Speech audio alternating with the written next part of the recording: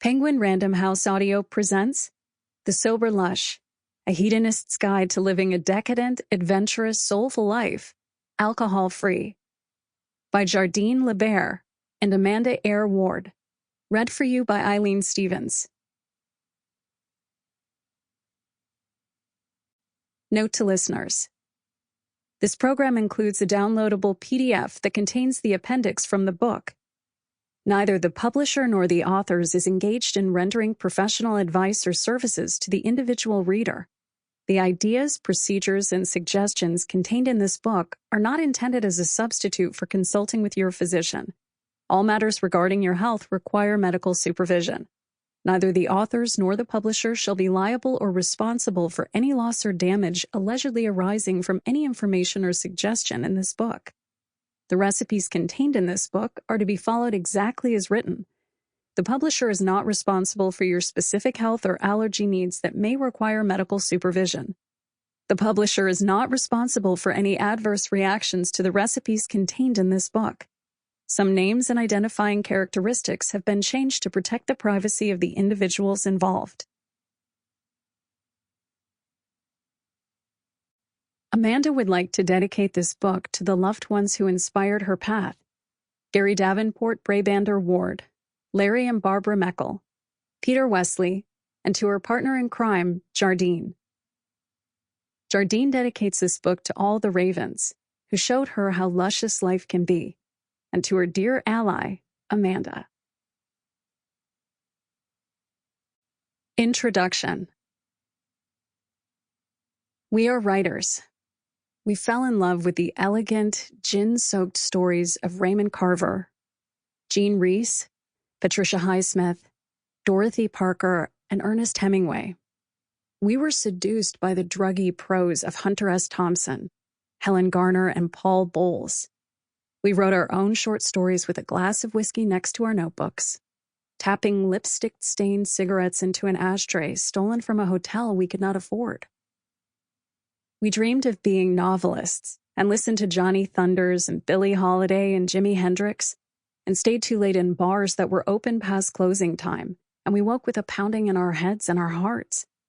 We wanted to make something true and beautiful, wanted a surefire way to get to the other side of ordinary life.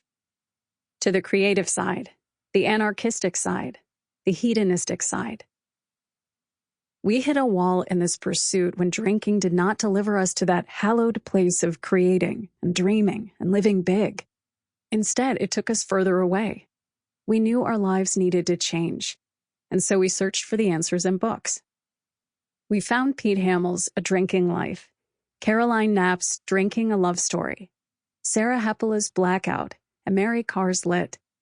We devoured the stories of artists who'd almost boozed themselves to death, but then decided instead to live. These incredible books were the entry point into imagining something else, and their accounts of lost weekends, blacked out days, and broken families helped us know it was time to stop. But we also wondered, is this the end? Or can it be a beginning? We were introduced to each other because we were both sober writers.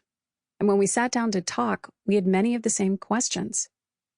Both of us had given up drinking in our own ways, through our own processes, but now wondered how to thrive sober.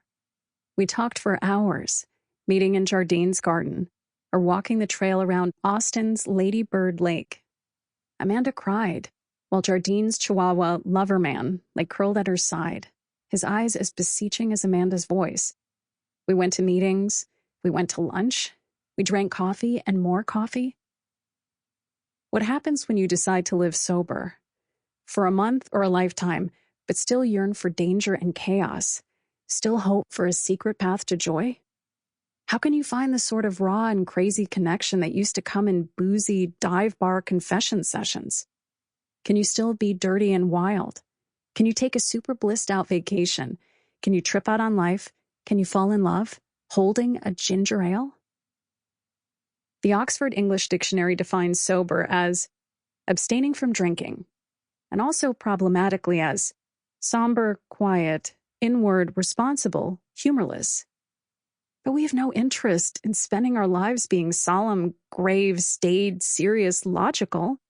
The fear that this was the nature of a sober life kept us from even considering it for years, long after our gut had told us to check out. The idea of this book is to redefine lushness and reclaim it. For ourselves and many we know, figuring out sobriety has been lonely, and we don't think it needs to be. So this book is a way to keep one another company while we plot a new course. Our stories here are sometimes about alcohol, or the absence of it. But more often they're about orchids and ice cream, and mountains, and basil, and shooting stars, and roller skates, and Ethiopian coffee, and sex, and vetiver, and horses, and masquerades, and glitter. This is on purpose.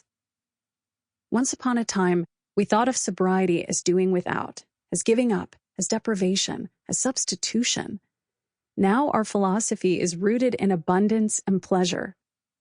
We love seeing parallel approaches, like vegetarians who no longer make a turkey out of tofu, but rather serve a feast of ripe tomatoes and garden zucchini and toasted pine nuts and sweet potato, with a homemade tahini sauce and grilled halloumi and naan, with a dessert of ginger sorbet and pomegranate. They have rethought culinary pleasure from the ground up. Or a friend who wanted to get strong but didn't just give up junk food and sugar. He started kickboxing and learned to cook exquisitely and bikes to work. And he's stronger, but also more alive. Sober lushness is not a moral code, and not a closed club. It's a loose set of ideas and experiences that anyone is welcome to use, and we're all free to come and go as we please. We don't believe in sides. We don't see it as sober people versus drinkers. We don't imagine someone is in or out. For this reason, we decided to use the we voice to invite as many readers as possible to connect. Some of these stories belong to one of us, and some are closer to being universal. This book is not meant to prescribe a way of life, or to show that one way of living is better than another. This book is not against alcohol. We know many people who drink, and drinking doesn't do to their lives what it did to ours. This book is simply a collection of the beautiful, lovely things that we do, or dream of doing, that link us to the creative and rebellious side of being sober. Now that we have given up drinking because, for personal and particular reasons, it was a good thing to do for ourselves. We do not claim to know who else might want to go down that road. That choice is up to the individual. Part of what we believe that actually led us to say no thank you to a drinking life in the first place is that we like to live the way we want and fuck social pressure to live any other way.